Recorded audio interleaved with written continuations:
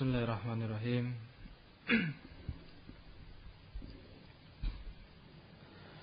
Innal hamdalillah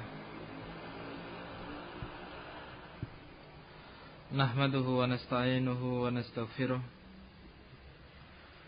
na'udzu billahi min shururi anfusina wa min sayyiati a'malina. May yahdihillahu fala mudilla lahu wa may yudlilhu fala hadiya lahu.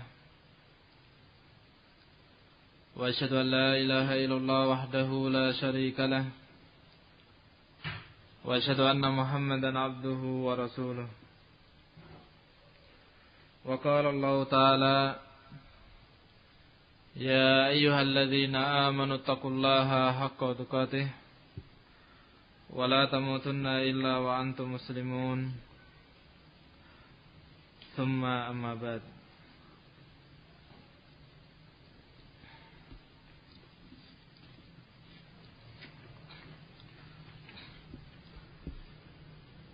Ikhwati fillah yang dimuliakan oleh Allah Subhanahu wa taala, kita masuk pada pembahasan baru yaitu seputar tentang hukum tayamum. Kita telah menyebutkan tentang tata cara wudu dan juga mandi suci. Kemudian kita masuk pada permasalahan selanjutnya yaitu tayamum.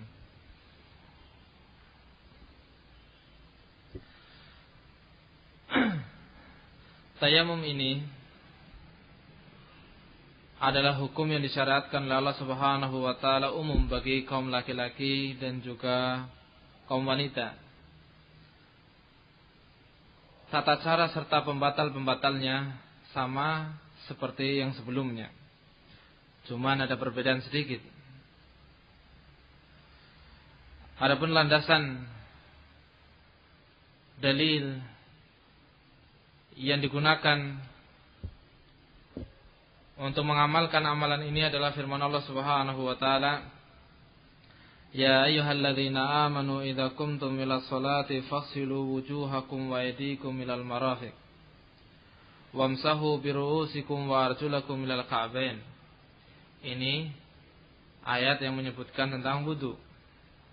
Kemudian wa in kuntum junuban fatahharu, ayat yang menyebutkan tentang mandi suci.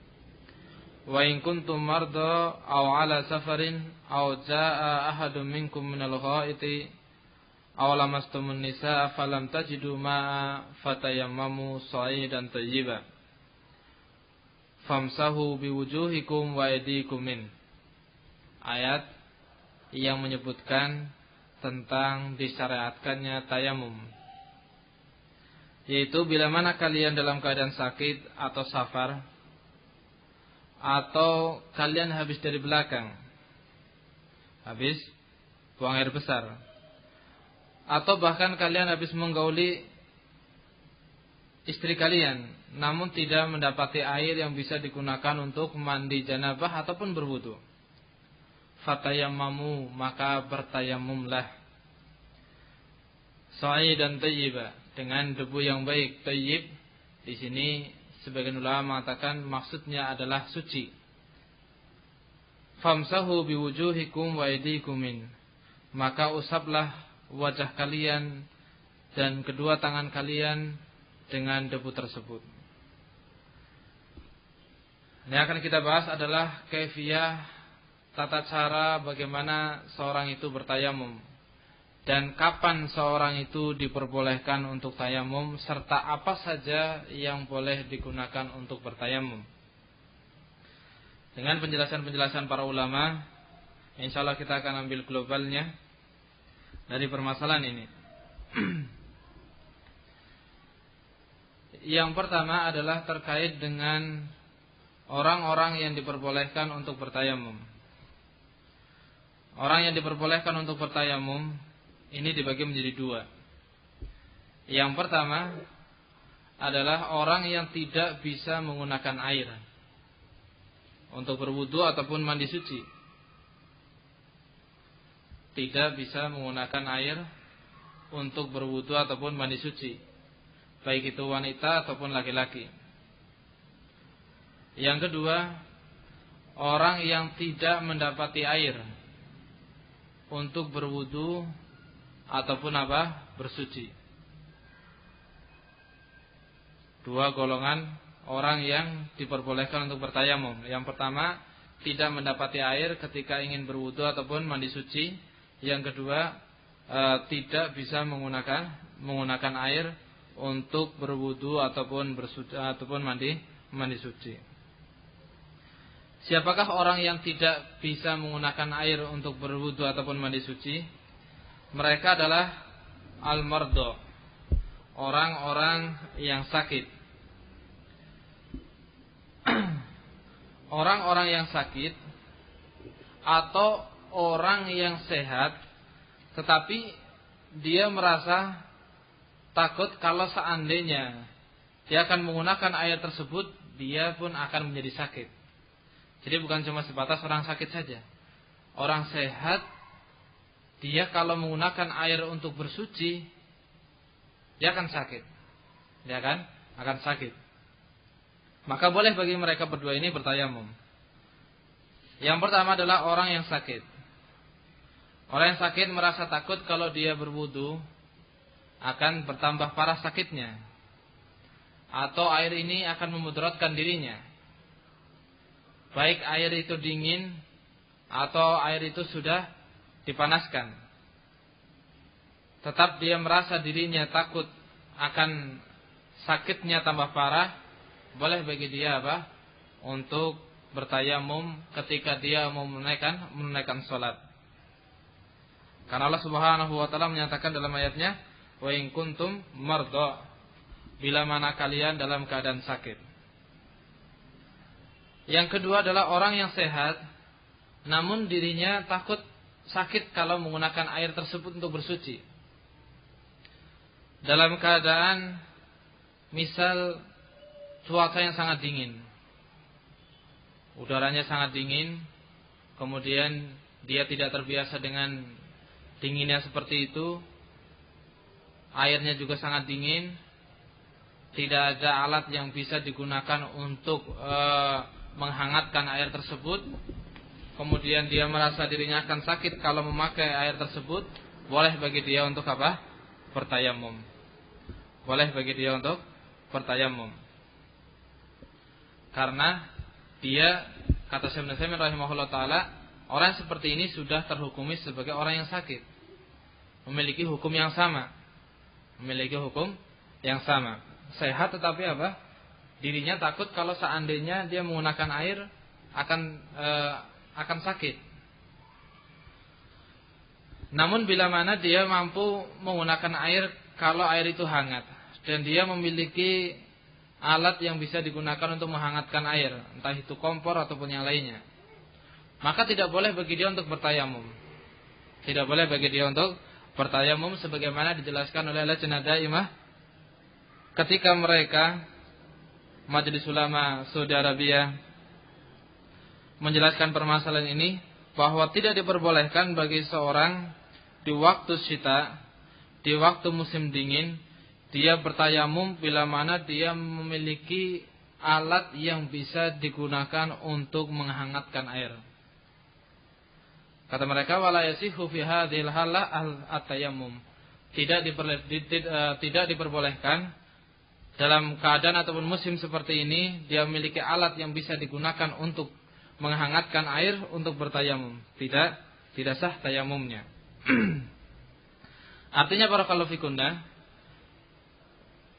kalau seandainya kita misalnya sekarang hidup di tempat yang cuacanya mu'tadil, yaitu pas, tidak panas, tidak dingin. Kemudian kita pada suatu hari berziarah ke tempat yang dinginnya itu sangat ekstrim misalnya. Dinginnya sangat. Dan kita tidak bisa menggunakan air misalnya. Padahal kita diwajibkan ketika itu misal harus mandi suci. Baik, maka kita lihat keadaan. Kalau tidak ada alat yang bisa digunakan untuk memanaskan air, boleh bagi kita untuk apa? Bertayamum. Namun kalau seandainya ada alat yang bisa digunakan untuk memanaskan air, maka apa? Kita diperintah untuk mandi dengan air tersebut. Ini dengan tanda kutip, bila mana ketika kita menggunakan air tersebut kita tidak termudaratkan. Namun kalau termudaratkan maka apa? Tidak diperbolehkan untuk menggunakan air. Bukan cuma sebatas rukhsah, tetapi apa? Tidak diperbolehkan untuk menggunakan air tersebut. Allah Subhanahu wa taala menyatakan wala tulqu biaydikum ila tahlukah. Jangan kalian ulurkan tangan kalian kepada kebinasaan. Artinya jangan kita melakukan hal-hal yang menyebabkan kita binasa. Ini golongan yang pertama, orang-orang yang diperbolehkan untuk bertayamum ketika dia harus berwudu ataupun harus mandi suci, namun dia tidak bisa menggunakan air. Golongan yang kedua adalah orang yang tidak mendapati air. Orang yang tidak mendapatkan air. Orang yang tidak mendapatkan air ini beragam. Sangat beragam. Yang pertama, yang tidak mendapatkan air adalah orang yang memang tidak ada air di sekitarnya. Tidak ada air di sekitarnya. Sudah datang waktu sholat, kemudian dia mencari air, tidak dapat air. Maka apa? Boleh bagi dia untuk bertayamum. Karena Allah Subhanahu wa taala menyatakan keberadaan ataupun hukum asal seorang yang apa? Diperintah untuk bertayamum, yaitu pada ayat yang telah kita baca, falam tajidu ma'an, bila mana kalian tidak mendapati air, fatayammamu, maka bertayamumlah. Tapi barakallahu fikunna, ini golongan yang kedua, orang-orang yang tidak mendapatkan air. Yang pertama dari golongan ini adalah orang yang mau sholat namun tidak mendapat air. Setelah apa? Setelah mencari air ke sana ke sini dia tidak mendapat air, dia apa? Boleh untuk bertayamum. Yang kedua, yang masih dalam cabang yang pertama ini, dia mendapati air tetapi air ini dijual. Tapi air ini apa? Dijual. Ketika dia mendapati air dan airnya dijual, maka ada dua macam. Yang pertama adalah kalau seandainya dia memiliki kemampuan untuk membeli, maka dia harus membeli. Kalau dia memiliki kemampuan untuk membeli, maka dia harus membeli. Baik. Jadi misal di masjid ini mau menaikkan sholat, ternyata nggak ada air. Nyari kesana ke sini nggak ada air. Ternyata di toko ataupun di warung ada orang yang jual aqua misalnya, dan kita memiliki kemampuan untuk apa? Membeli aqua tersebut, maka apa? Kita harus membeli air tersebut untuk apa? Berwudu. Baik. Keadaan yang kedua adalah kalau air itu dijual dengan harga yang sangat tinggi, apakah kita juga harus membelinya? Apakah kita juga harus apa? Membelinya? Misal lumrahnya aqua itu seharusnya dengan harga 2.000 misalnya. Sama pedagang warung dia jual dengan harga 20.000 karena tahu kaum muslimin butuh air untuk berwudu misalnya.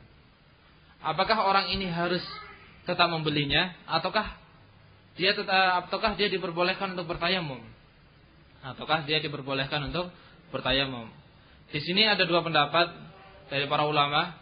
Yang pertama adalah kalau dia tidak memiliki kemampuan untuk beli, maka pada hukum asalnya itu apa? Dia tidak mendapatkan air. Yang kedua, kalau seandainya dia mampu membeli tapi harganya sangat tinggi dan harganya tidak wajar, maka di sini para ulama mengatakan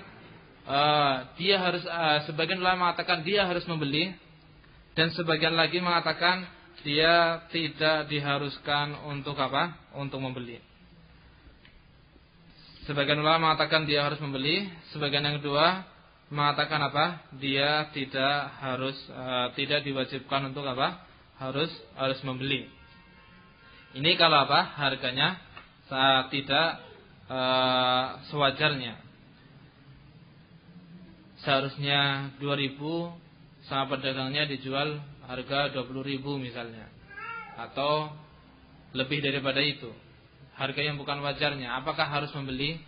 Terkait dengan hal ini, para ulama mengatakan kalau memiliki kemampuan harus beli, kalau memiliki kemampuan harus membeli. Sebagian ulama mengatakan apa? Tidak harus membelinya walaupun dia memiliki kemampuan. Kenapa? Karena harganya sangat tinggi. Wallahu a'lam bishawab. Baik. Golongan yang kedua dari orang yang diperbolehkan untuk bertayamum adalah orang yang tidak mendapati air. Tidak mendapat air ini sangat beragam. Yang pertama telah kita sebutkan adalah apa? Dia sudah mencarinya namun tidak mendapatkan air, atau dia mencarinya namun dia mendapati harus membeli. Apa yang harus dia lakukan? Yang harus dia lakukan adalah kalau dia memiliki kemampuan untuk beli, maka dia harus membeli. Kalau dia tidak memiliki kemampuan untuk membeli, maka apa? Dia tidak diperintah untuk membeli. Yang kedua, kalau seandainya harganya itu sangat mahal, tidak sewajarnya, apa yang harus dilakukan? Sebagian mengatakan kalau dia mau membeli maka dia harus membeli. Sebagian lain mengatakan kalaupun dia mau membeli maka dia tidak harus membeli. Kenapa? Karena harganya tidak wajar. Wallahu a'lam bishawab. Kemudian yang termasuk dari orang-orang yang tidak dikategorikan sebagai orang-orang yang tidak mendapatkan air, di antaranya adalah termasuk dari orang-orang yang tidak mendapatkan air. Kata Imam Ibnu Qudamah rahimahullah taala,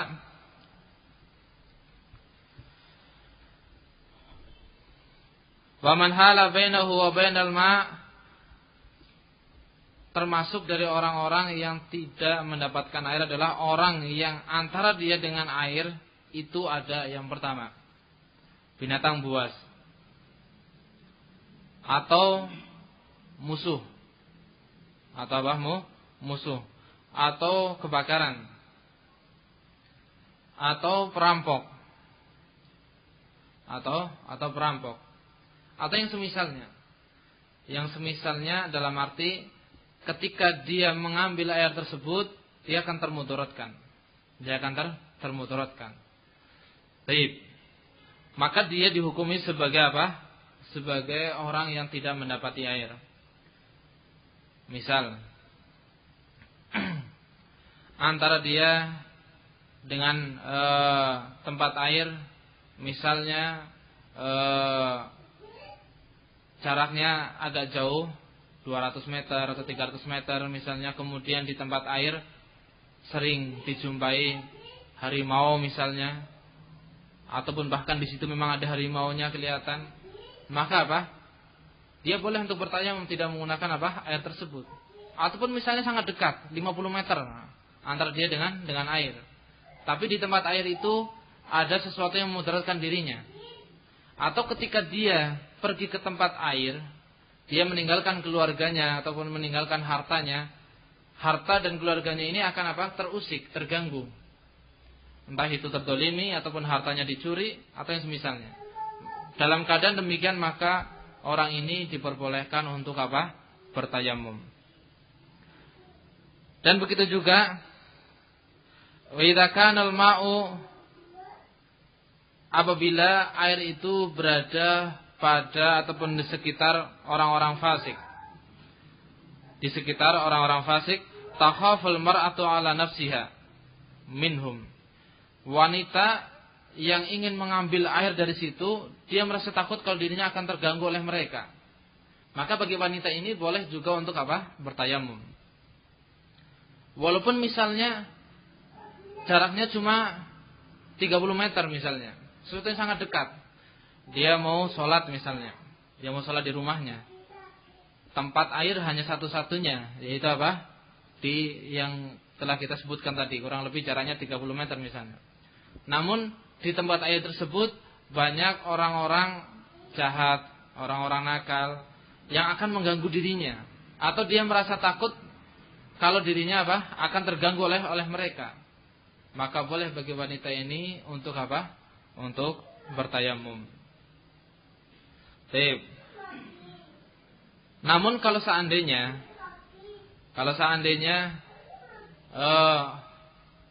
dialami oleh orang-orang yang penakut, bukan karena kekhawatiran yang kemungkinan besar akan terjadi, tapi apa? Karena penakut, maka tidak diperbolehkan bagi orang tersebut untuk bertayamum. Seorang wanita misalnya kebetulan menempati rumah baru, dan kebetulan pula rumahnya dekat dengan kuburan misalnya. Dia belum terbiasa dengan keadaan seperti ini. Datang waktu sholat, di rumahnya tidak ada air, mau nggak mau dia harus mengambil air di yang dekat kuburan misalnya. Namun karena wanita ini penakut, dia tidak berani mengambil air tersebut. Dia mengulur waktunya sampai hampir habis, namun juga belum ada teman yang bisa menemani dirinya untuk apa? Mengambil air. Kemudian akhirnya apakah boleh bagi dia untuk bertayamum? Tidak. Haram bagi dia dan tidak diperbolehkan bagi dia untuk apa? Bertayamum. Dia harus mengambil air yang ada untuk apa? Untuk berwudu. Baik. Kenapa demikian? Karena penyebabnya adalah bukan penyebab syar'i. Bukan penyebab syar'i. Ini beberapa orang-orang yang dirukhsahkan, diberi keringanan untuk bertayamum.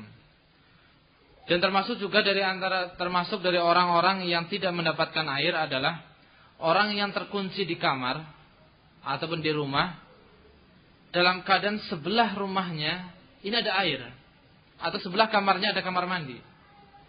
Dia tidak bisa keluar dari kamar tersebut. Sudah datang waktu sholat, dia tidak bisa keluar mengambil air karena apa? Karena terkunci. Maka boleh bagi dia untuk apa? Bertayamum dan menunaikan sholat. Boleh bagi dia untuk bertayamum dan menunaikan sholat. Walaupun sebelah kamarnya berbatasan dengan dinding saja, ada apa? Ada air. Tetap dia diperbolehkan untuk apa? Bertayamum. Baik, barakallahu fikunna. Apa yang harus dilakukan? Apakah dia menunggu ataupun mengakhirkan sholatnya sambil berharap mudah-mudahan ada orang yang membawakan air untuk mereka ini? Ataukah ketika datang waktu sholat dia diperbolehkan untuk langsung bertayamum dan apa? Langsung bertayamum dan menunaikan sholat? Dalam masalah ini terjadi khilaf di antara para ulama. Sebagian mengatakan yang paling baik bagi dia adalah menanti sampai datangnya air. Walaupun apa? Harus sampai di akhir waktu. Sebagian lain mengatakan apa? Yang paling bagus adalah bagi dia untuk langsung bertayamum dan menunaikan sholat. Dan wallahu a'lam bishawab, pendapat yang kedua adalah pendapat yang lebih menenangkan hati, karena Allah Subhanahu wa taala telah memberi keringanan bagi orang-orang yang tidak mampu menggunakan air ataupun orang-orang yang tidak mendapatkan air untuk bersuci, diperbolehkan bagi dia untuk bertayamum. Artinya barakallahu fikunna, bila mana kita dalam keadaan tidak mendapati air, kemudian datang waktu sholat, maka yang paling baik bagi kita adalah apa? Kita langsung bertayamum dan kita menunaikan sholat. Terlebih lagi ketika apa? Di hadapan kita ada sholat berjamaah. Terlebih lagi ketika di hadapan kita ada sholat berjamaah. Maka yang paling baik bagi kita adalah apa? Bertayamum kemudian apa? Sholat. Bukan menunda ataupun mengakhirkan waktunya. Wallahu a'lam bishawab. Baik, barakallahu fikunna.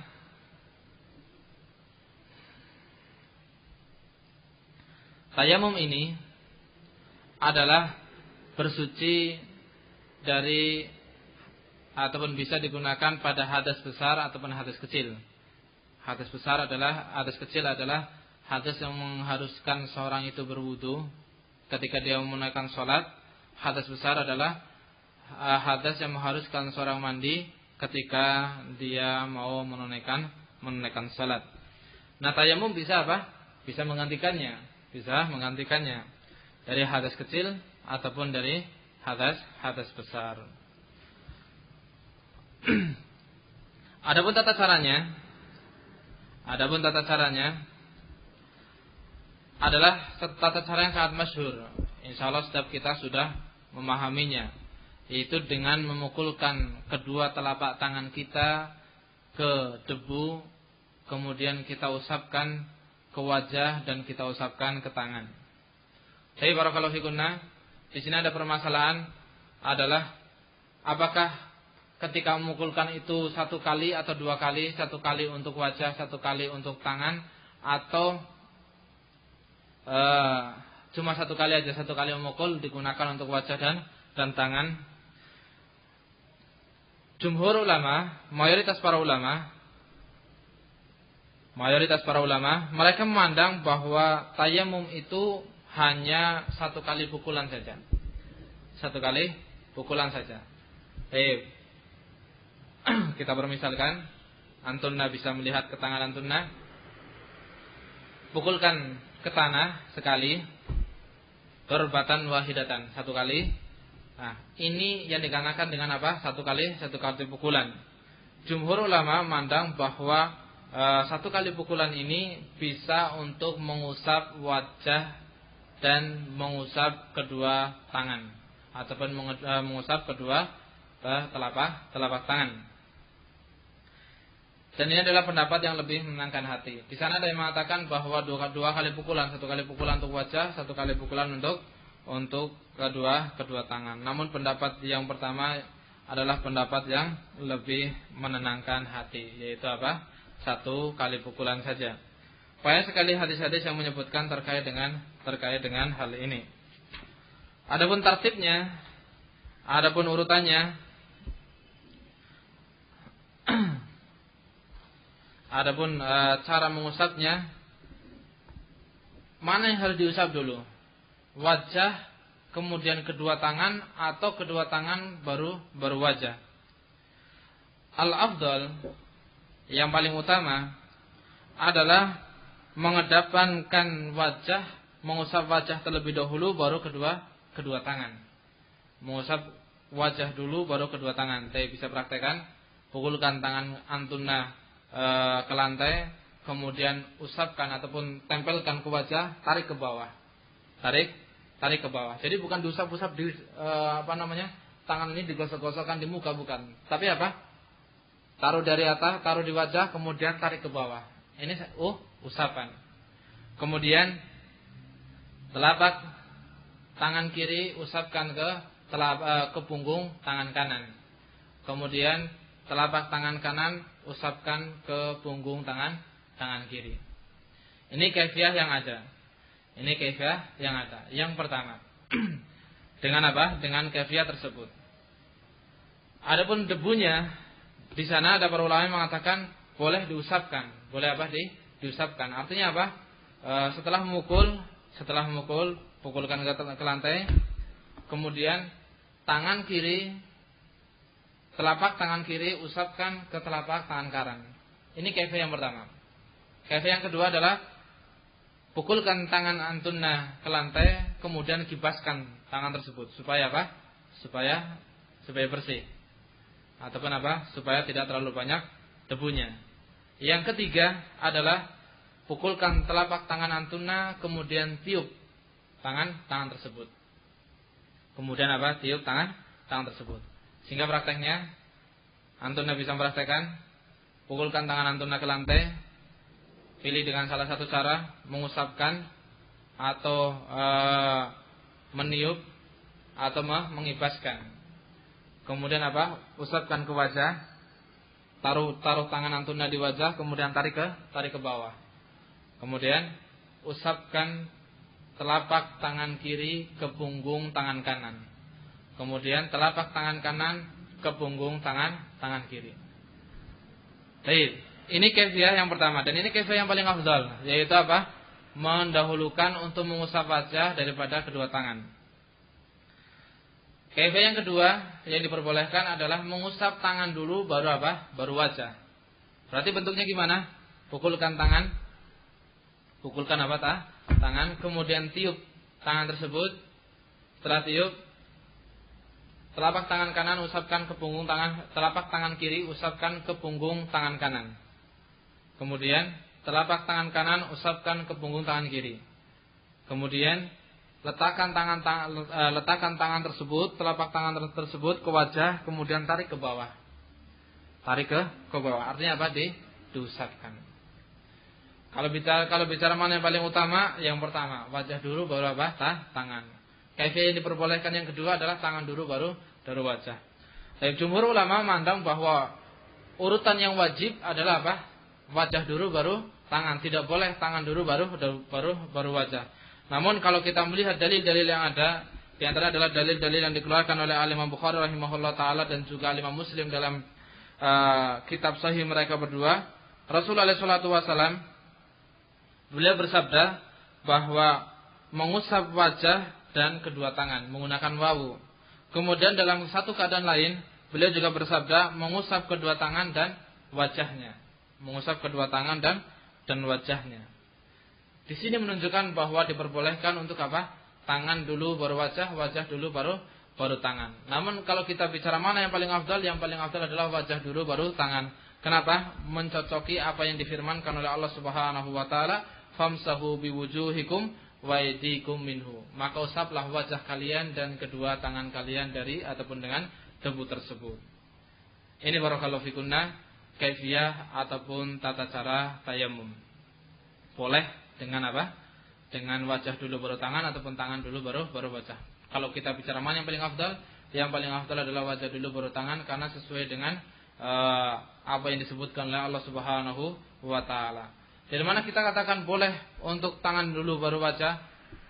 Hadis-hadis Rasulullah SAW yang dikeluarkan oleh Imam Bukhari dan juga Imam Muslim menyebutkan bahwa beliau Nabi kita Muhammad SAW pernah menyebutkan untuk mengusap wajah dan kedua tangan, pernah menyebutkan juga kedua tangan dan apa? Wajah. Wallahu alam bissawab.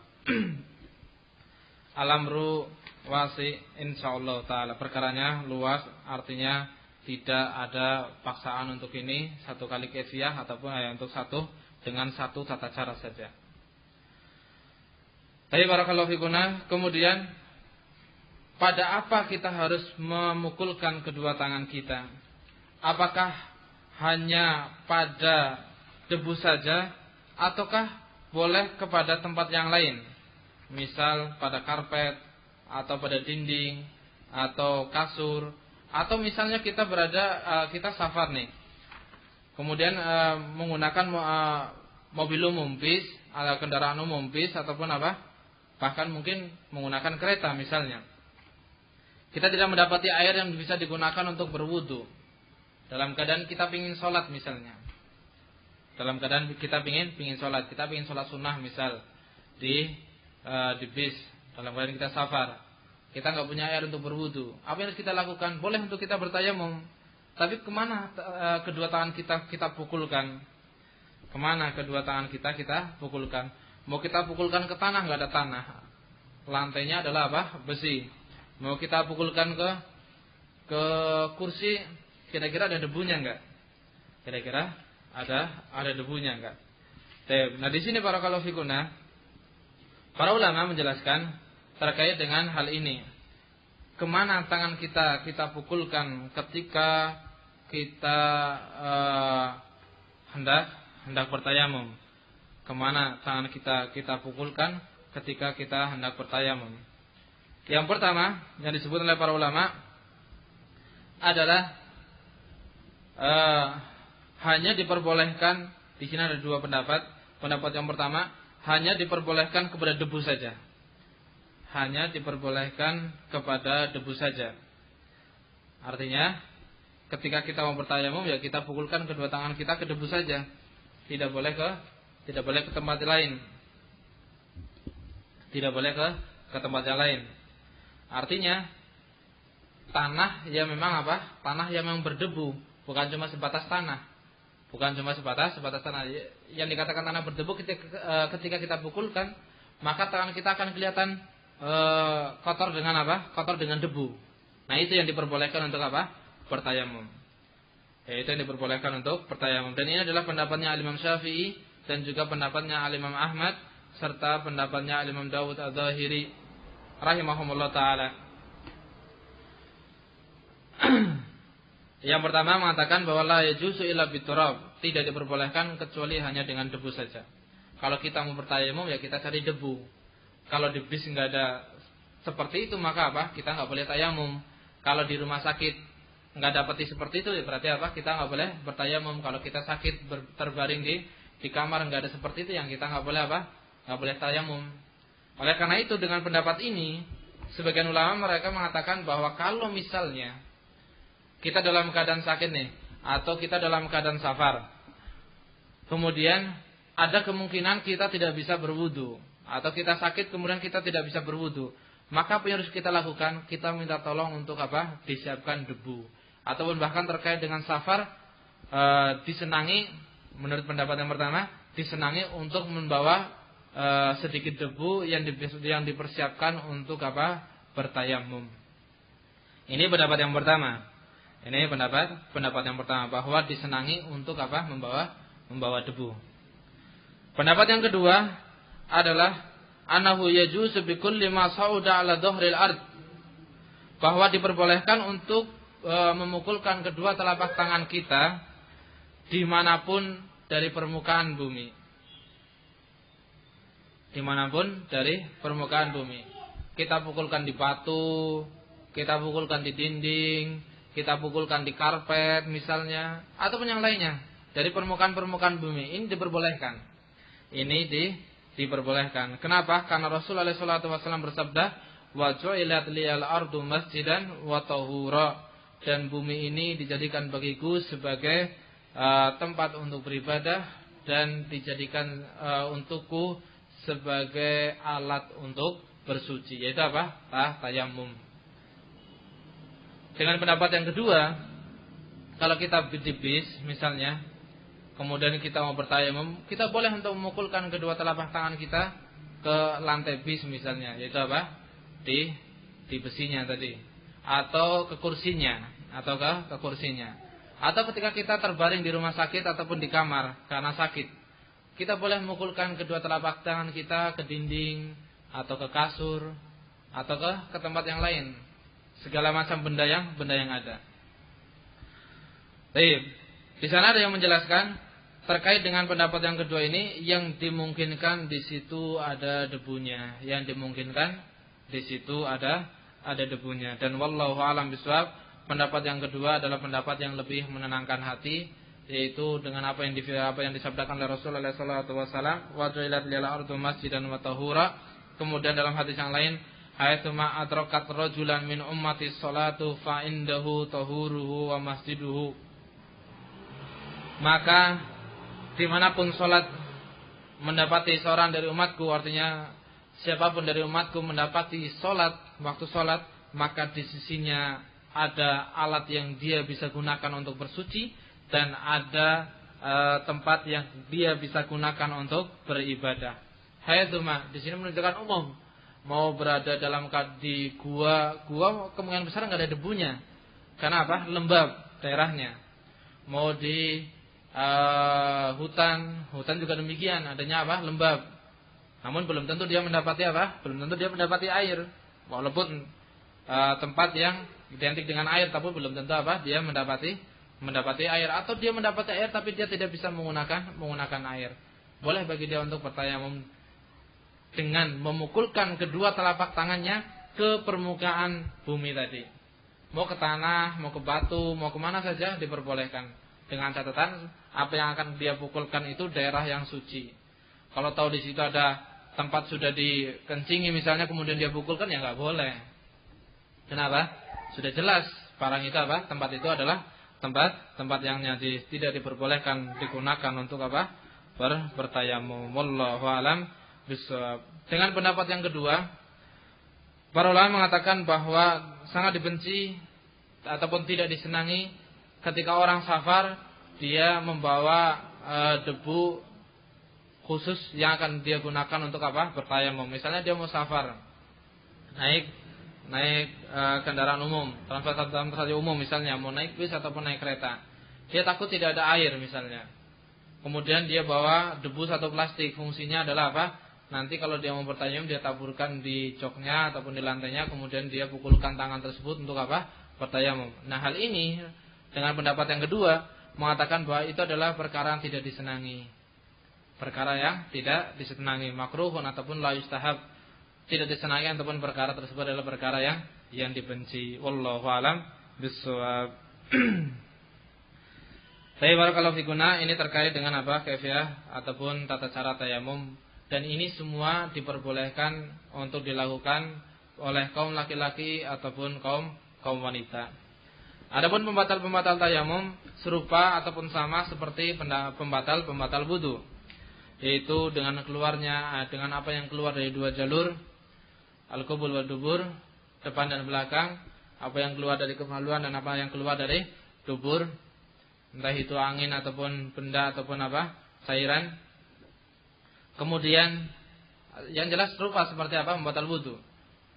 Kemudian apa? Tidur dan nyenyak, zawalul akal, hilangnya akal, kemudian riddah, dia apa? Keluar dari agama Islam, dan seterusnya dia makan daging unta.